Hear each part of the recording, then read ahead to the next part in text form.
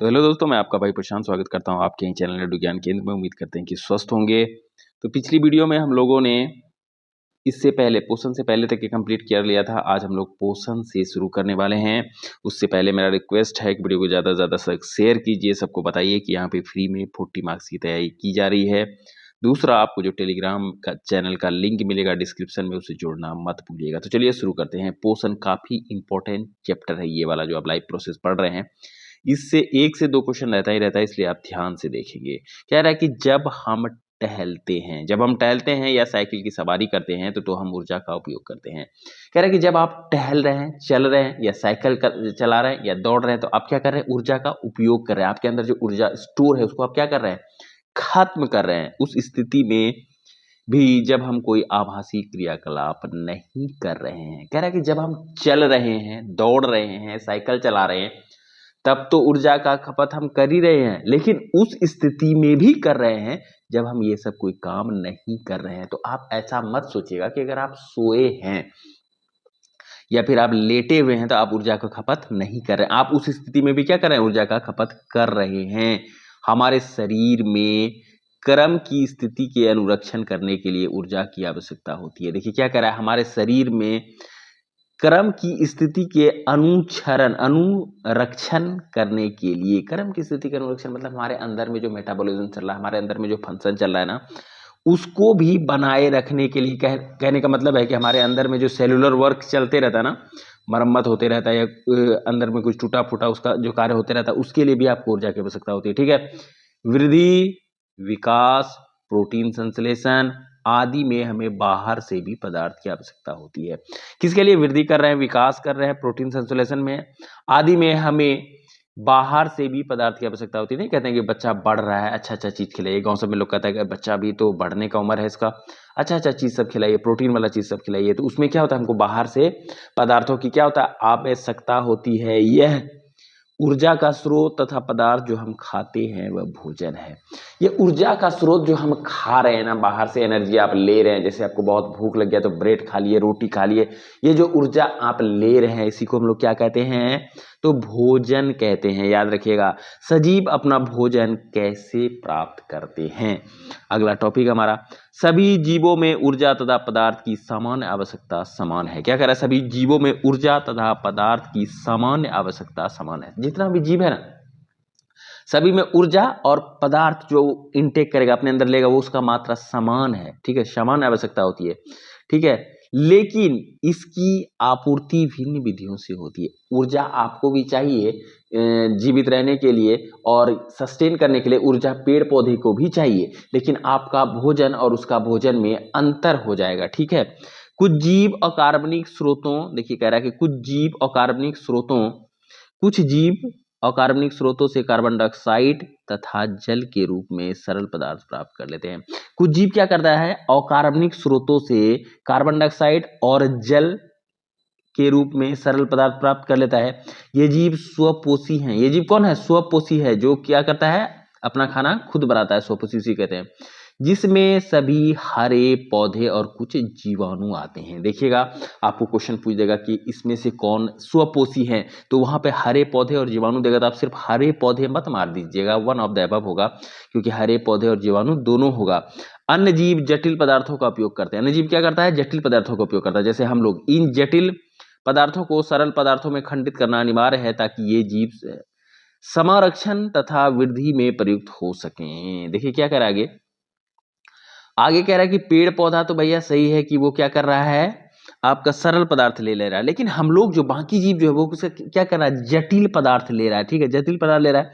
जब तक इन जटिल पदार्थों को खंडित करना आवश्यक है, जब तक आप खंडित नहीं करेंगे, तोड़ेंगे नहीं, हमारे शरीर को क्या करेगा? एब्जॉर्ब नहीं करेगा, ताकि ये जीव संरक्षण तथा वृद्धि में प्रयोग कर सके। जब तक वो हमारे शरीर में एब्जॉर्ब नहीं होगा तो बाकी का काम होगा ही नहीं। इसे प्राप्त करने के लिए जीव जैव उत्प्रेरक का उपयोग करते हैं, जिन्हें इंजाइम कहते हैं। इंजाइम क्या है? तो देखिए, जैव उत्प्रेरक है। जैव उत्प्रेरक आपसे पूछ देगा कि इंजाइम क्या है, तो आप कहेंगे क्या है? जैव उत्प्रेरक है। अतः विषमपोषी उत्तरजीविता के लिए प्रत्यक्ष या परोक्ष रूप से स्वपोषी पर आश्रित होते हैं। कितना अच्छा क्वेश्चन है। देखिए कि अतः टॉपिक मतलब लाइन है, अतः विषमपोषी जो है उत्तरजीविता के लिए प्रत्यक्ष हो या परोक्ष रूप से स्वपोषी पर आश्रित है। वो डायरेक्ट इनडायरेक्टली आप डायरेक्ट मतलब पेड़ पौधे पे ही आश्रित हैं। ये इनका मतलब ये हुआ कि अगर दुनिया से पेड़ पौधा हटा लिया जाए तो आप भोजन कैसे करेंगे। तो आप चाहे डायरेक्ट ले लें चाहे इनडायरेक्ट रूप से ले लें, हैं तो आप डिपेंडेंट किस पे, पेड़ पौधे पे। आप भी जो बोलेंगे सर हम ब्रेड खा लेंगे, आखिर ब्रेड बनेगा गेहूं या मैदा से, मैदा कहाँ से आएगा, तो पौधे से ही आएगा। तो हम लोग डायरेक्ट या इनडायरेक्टली किस पे डिपेंडेंट हैं, पेड़ पौधे पे। जंतु तथा कवक इसी प्रकार के विषमपोषी जीवों में सम्मिलित हैं। जंतु और कवक क्या है, इसी प्रकार के विषमपोषी में सम्मिलित हैं। देखिए एक क्वेश्चन यहां से बना था, आप सोचते होंगे कि इतना छोटा टॉपिक से भी क्वेश्चन बना देता है, इसीलिए हम बोलते हैं कि एनसीईआरटी पढ़िए, एनसीईआरटी पढ़िए, एनसीईआरटी। आप लोगों को नहीं लगता यहाँ क्या कह रहा है, देखिए इसे प्राप्त करने के लिए जीव जैव उत्प्रेरक का उपयोग करते हैं जिसे एंजाइम कहते हैं। इसे क्या मतलब हुआ, सरल जटिल अणु को सरल अणु में तोड़ने के लिए जीव किसका उपयोग करता है, एंजाइम का उपयोग करता है ना। देखिए यहाँ कह रहा है इसे प्राप्त करने के लिए जैव उत्प्रेरक के रूप में प्रयोग करते हैं जिसे एंजाइम। तो क्वेश्चन बना था कि सरल जटिल अणुओं को सरल अणु में तोड़ने का कार्य कौन करता है, हार्मोन्स करता है कि एंजाइम करता है, तो कौन करेगा, एंजाइम करेगा। तो इस तरह से बारीकी से आप पढ़ेंगे तब रिजल्ट बनेगा आपका। चलिए हम लोग आगे देखेंगे क्या कह रहा है, स्वपोषी, ठीक है, काफी इंपॉर्टेंट है, ध्यान से देखिए। स्वपोषी में क्या कह रहा है, स्वपोषी जीव की कार्बन तथा ऊर्जा की आवश्यकता प्रकाश संश्लेषण द्वारा पूरी होती है। स्वपोषी जीव जो है वह कार्बन और ऊर्जा की आवश्यकता कहाँ से पूरी होता है, प्रकाश संश्लेषण के द्वारा पूरी होती है। यह वह प्रक्रम है जिसमें स्वपोषी बाहर से लिए पदार्थ का ऊर्जा संचित रूप में परिवर्तित कर देती है। यह क्या करता है, इसमें बाहर से लिए पदार्थ को ऊर्जा संचित रूप में परिवर्तित कर देती है। पेड़ पौधे क्या करते हैं, बाहर से ऊर्जा लेके क्या करते हैं, उसको संचित कर देते हैं कि नहीं कर देते हैं। ये पदार्थ कार्बन डाइऑक्साइड तथा जल के रूप में लिए जाते हैं। ये पदार्थ किसके रूप में लिया जाता है, कार्बन डाइऑक्साइड और जल के रूप में। आपको पता होगा कि जब फोटोसिंथेसिस होता है तो पौधे क्या लेते हैं, भूमि से जल लेते हैं और वायुमंडल से क्या लेते हैं, ये CO2 ले लेते हैं। इसलिए कहता है कि ज्यादा से ज्यादा प्लांट लगाइए आप, जितना ज्यादा प्लांट आप लगाएंगे उतना ज्यादा वो क्या करेगा, कार्बन डाइऑक्साइड को अब्जॉर्ब कर लेगा और उतना ज्यादा ऑक्सीजन रिलीज होगा। आगे आप देखेंगे कि इस प्रोसेस में क्या होता है, ऑक्सीजन रिलीज होता है, जो सूर्य के प्रकाश तथा क्लोरोफिल की उपस्थिति में कार्बोहाइड्रेट में परिवर्तित कर दिए जाते हैं। सूर्य प्रकाश की उपस्थिति होना आवश्यक है ये फोटोसिंथेसिस के लिए। जब तक सूर्य प्रकाश उपस्थित नहीं होगा तब तक ये क्रिया नहीं होगी। कार्बोहाइड्रेट पौधे को ऊर्जा प्रदान करने में प्रयुक्त होते हैं। कार्बोहाइड्रेट किसमें प्रयुक्त होता है, पौधे को ऊर्जा प्रदान करने में होता है। अगले अनुभाग में हम अध्ययन करेंगे कि यह कैसे होता है। कहता है आगे हम पढ़ेंगे कि फोटोसिंथेसिस आखिर क्या होता है।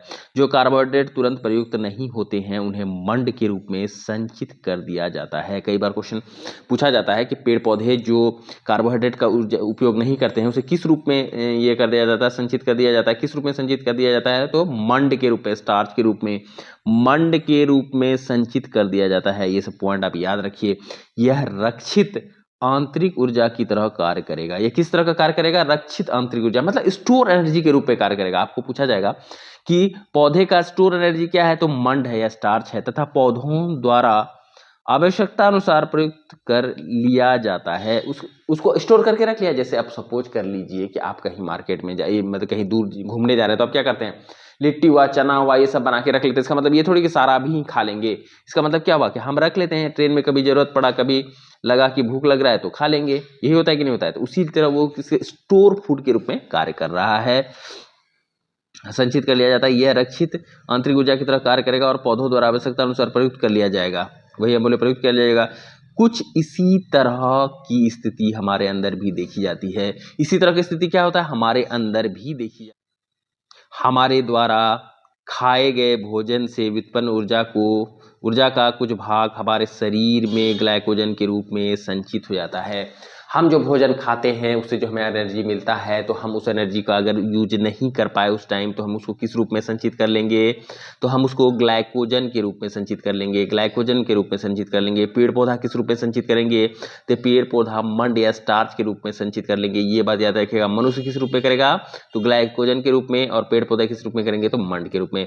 अब हम देखते हैं कि प्रकाश संश्लेषण प्रक्रम में वास्तव में क्या होता है। कह रहा है कि अब हम देखेंगे कि प्रकाश संश्लेषण में वास्तव में होता क्या है।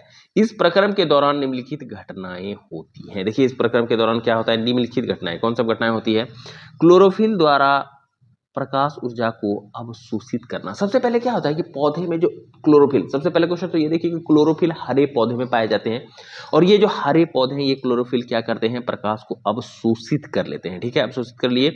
प्रकाश ऊर्जा को रासायनिक ऊर्जा में परिवर्तित करना बहुत इंपॉर्टेंट है, बहुत नहीं कहिए बहुत ज्यादा। इस पॉइंट को आप गांठ बांध लीजिए दिमाग में, अभी याद कर लीजिए कि ये कई बार पूछा गया है कि फोटोसिंथेसिस में कौन सी ऊर्जा के रूप में परिवर्तित होती है। तो प्रकाश ऊर्जा को रासायनिक ऊर्जा में बदला जाता है। फोटोसिंथेसिस में क्या होता है, प्रकाश ऊर्जा को रासायनिक ऊर्जा में बदला जाता है, ये बात आप ध्यान रखिएगा।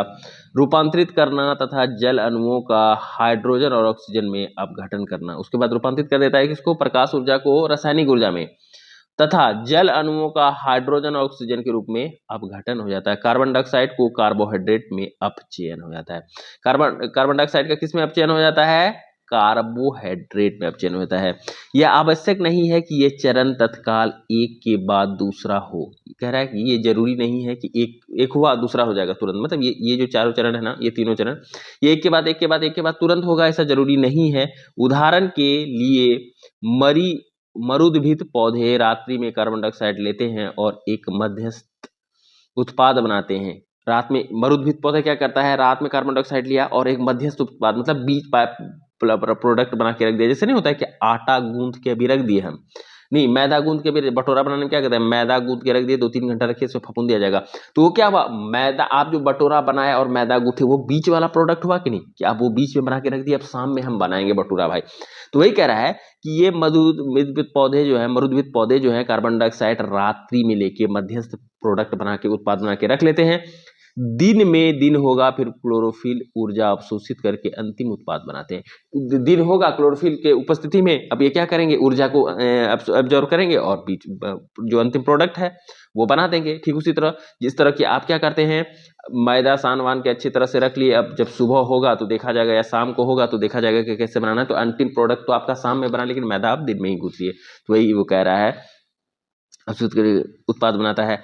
आइए हम देखें कि उपरोक्त अभिक्रिया का प्रत्येक घटक प्रकाश संश्लेषण के लिए किस प्रकार आवश्यक है। कह रहा है कि देखते हैं कि हर एक पार्ट का क्या यूज है। यदि आप ध्यान पूर्वक एक पत्ती की अनुप्रस्थ काट का सूक्ष्मदर्शी द्वारा अवलोकन करेंगे तो आप नोट करेंगे कि कोशिकाओं में हरे रंग की बिंदु दिखाई देती है। ये हरे बिंदु कोशिकांग है जिन्हें क्लोरोप्लास्ट कहते हैं। ठीक है, देखिए ध्यान से देखिए, क्लोरोप्लास्ट पूछा जाता है कि क्लोरोप्लास्ट जो आप देख रहे हैं वो कहाँ पर पाया जाता है। तो क्लोरोप्लास्ट कहाँ होता है, पत्ती में होता है। ध्यान से याद रखिएगा कि क्लोरोप्लास्ट बहुत जरूरी है फोटोसिंथेसिस के लिए। हरे बिंदु कोशिकांग है जिन्हें क्लोरोप्लास्ट कहते हैं, इनमें क्लोरोफिल होता है, क्लोरोप्लास्ट होता है और उसमें क्या होता है, क्लोरोफिल होता है। आइए हम एक क्रियाकलाप करते हैं और ठीक है, ये क्रियाकलाप आपको स्वयं से पढ़ लेना, ये वाला। ठीक है, ये आराम से आप धीरे धीरे पढ़िएगा, आगे हम लोग देखेंगे। अब हम अध्ययन करते हैं कि पौधे कार्बन डाइऑक्साइड को कैसे प्राप्त करते हैं। कह रहा है कि अब हम अध्ययन करेंगे कि पौधे जो है फोटोसिंथेसिस में जो कार्बन डाइऑक्साइड लेते हैं वो आखिर कैसे लेते हैं। कक्षा 9 में हमने रंध्र पर चर्चा की थी। कक्षा 9 में हमने रंध्र पर क्या क्या है, चर्चा किया है। चित्र 6.3 में यहाँ पे दिखाया गया है, देखिए यहाँ पे। ठीक है, ध्यान से देखिए चित्र यहाँ पे, जो पत्ती की सतह पर सूक्ष्म छिद्र होते हैं। ये पत्ती की सतह पर क्या होता है, सूक्ष्म छिद्र होता है, रंध्र छिद्र। यहाँ पे ये देखिए, ये वाला पोर्शन क्या है, रंध्र छिद्र होते हैं। प्रकाश संश्लेषण के लिए गैसों का अधिकांश आदान प्रदान इन्हीं छिद्रों के द्वारा होता है। क्या होता है, प्रकाश संश्लेषण के द्वारा गैसों का जो आदान प्रदान होगा, आदान प्रदान मतलब क्या समझे कि CO2 बाहर से लिया जाएगा और ऑक्सीजन जो बनने के बाद छोड़ा जाएगा वो किससे होगा, रंध्र से होगा। आपसे क्वेश्चन बन सकता है कि CO2 कार्बन फोटोसिंथेसिस के दौरान पौधे का किस भाग से CO2 अवशोषित किया जाता है, तो रंध्र से किया जाता है और पत्ती में मौजूद होता है। कहां से फोटोसिंथेसिस के बनने के बाद उसे रिलीज किया जाता है, तो वो भी कहां से किया जाता है, रंध्र से ही किया जाता है, याद रखिएगा। लेकिन यहाँ इन्हीं छिद्रों द्वारा होता है। लेकिन यहाँ यह जानना भी आवश्यक है कि गैसों का आदान प्रदान तने, जड़ अथवा पत्तियों की सतह से भी होता है। आपको यह भी जानना है कि गैसों का आदान प्रदान कहाँ से होगा, तना से होगा, जड़ से होगा और पत्तियों की सतह से भी होता है। इन रंध्रों से पर्याप्त मात्रा में जल की भी हानि होती है। जल का भी हानि जो पौधे में हो रहा है वो किसके माध्यम से हो रहा है? ये रंध्र के कारण ही होता है। अतः जब प्रकाश संश्लेषण के लिए कार्बन डाइऑक्साइड की आवश्यकता नहीं होती है तब इन पौधों के छिद्रों को बंद कर लेता है। देखिए एक्चुअली क्या होता है कि ये छिद्र के द्वारा जो होता है क्या होता है, पौधों में पानी की हानि होती है। इसलिए जब फोटोसिंथेसिस नहीं हो रहा है और पौधे से पत्तियों ये गैस का मतलब पानी का ह्रास हो रहा है तो ये अति आवश्यक है कि इस छिद्र को क्या कर लिया जाए? बंद कर लिया जाए। तो पौधा छिद्रों का खुलना और बंद होना कोशिका द्वार का एक कार्य है। कोशिका द्वार का एक कार्य है ये छिद्रों का बंद होना और खुलना। कोशिका द्वार कोशिकाओं में जब गार्ड सेल्स बोलते हैं उसको इंग्लिश में, याद रखिएगा। एकदम काफी कॉन्सेप्चुअल क्वेश्चन है। देखिए यहाँ से क्वेश्चन बनता है, टॉपिक है मतलब लाइन है ये, काफी कॉन्सेप्चुअल। देखिए ध्यान से, कोशिका द्वार में जब जल अंदर जाता है तो वह फूल जाते हैं और रंध्र का छिद्र खुल जाता है। कई बार क्वेश्चन बनता है कि रंध्र का जो छिद्र है ना, स्टोमेटा का जो छिद्र, वो कैसे खुलता है? तो जब उसमें जल जाता है वो फूल जाता है, पानी अंदर गया वो फूल गया और छिद्र क्या हुआ?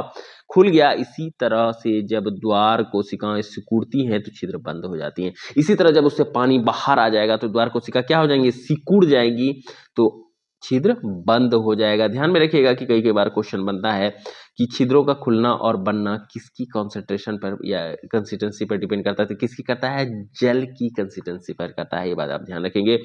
उपरोक्त दो क्रियाकलाप के आधार पर क्या हमें यह प्रयोग कर सकते हैं कि जिसमें प्रयुक्त ये समाधान करनी है। अब देखेंगे, अब तक हम यह चर्चा कर चुके हैं कि स्वपोषी अपनी ऊर्जा की आवश्यकता की पूर्ति कैसे करते हैं। स्वपोषी अपनी ऊर्जा की आवश्यकता की पूर्ति कैसे करते हैं हम आपको अच्छी तरह से बता दिए हैं, लेकिन उन्हें भी अपने शरीर के निर्माण के लिए अन्य कच्ची सामग्री की आवश्यकता होती है। लेकिन उनको भी अपना निर्माण करने के लिए क्या करना पड़ता है? कच्ची सामग्री की आवश्यकता पौधों को भी होती है।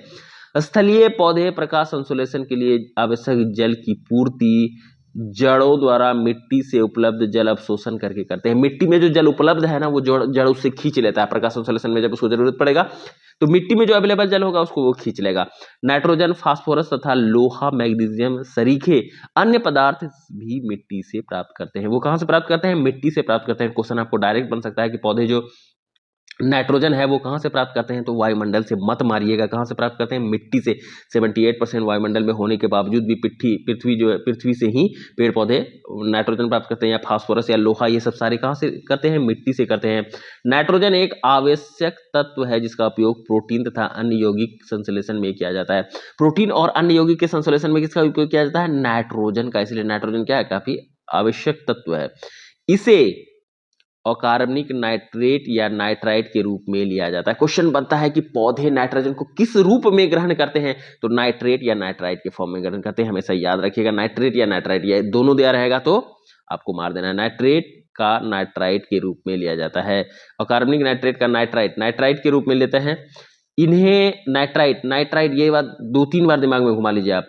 इन्हें उन कार्बनिक पदार्थों के रूप में लिया जाता है जिन्हें जीवाणु वायुमंडलीय नाइट्रोजन से बनाती है। इन्हें क्या कह रहा है? देखिए, इन्हें उन कार्बनिक पदार्थों के रूप में लिया जाता है जिन्हें जीवाणु वायुमंडलीय नाइट्रोजन से क्या करते हैं? बनाते हैं। वायुमंडलीय नाइट्रोजन से जीवाणु बनाता है, उसके बाद फिर क्या करता है?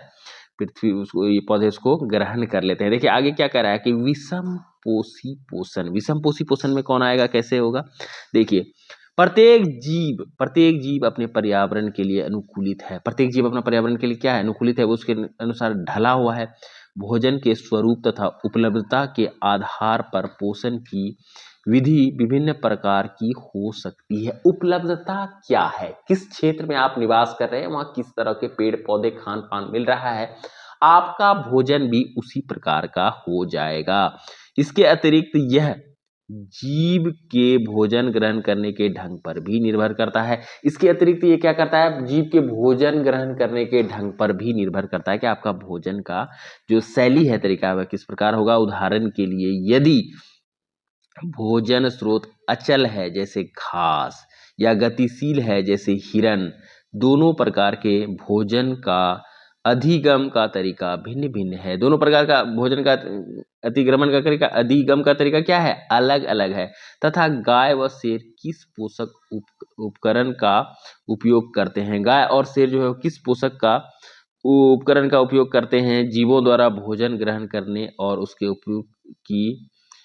उपयोग की अनेक युक्तियां हैं। भोजन ग्रहण करने तथा उसके उपयोग की अनेक युक्तियां हैं। तरह तरह का लोग भोजन ग्रहण कर ले हैं। कुछ जीव भोज्य पदार्थों का विघटन शरीर के बाहर ही कर लेते हैं तथा तब उसका अवशोषण करते हैं। कुछ जीव क्या करता है, भोजन को पहले बाहर ही तोड़ देता है, उसके बाद उसको अंदर ग्रहण करता है। फफूंदी, ईस्ट, मशरूम आदि कवक इसके उदाहरण हैं। आपसे क्वेश्चन पूछा जाएगा कैसे, कौन से जीव हैं जो भोजन का विघटन या ब्रेक जो तोड़ते हैं, भोजन वो शरीर से बाहर तोड़ते हैं भोजन को, फिर उसके बाद अपने अंदर ग्रहण करते हैं। तो उसमें कौन सा आएगा, फफूंदी आएगा, ईस्ट आएगा और मशरूम आएगा, याद रखिएगा। अन्य जीव संपूर्ण भोज्य पदार्थ का अतिग्रहण करते हैं, उसका पाचन शरीर के अंदर होता है।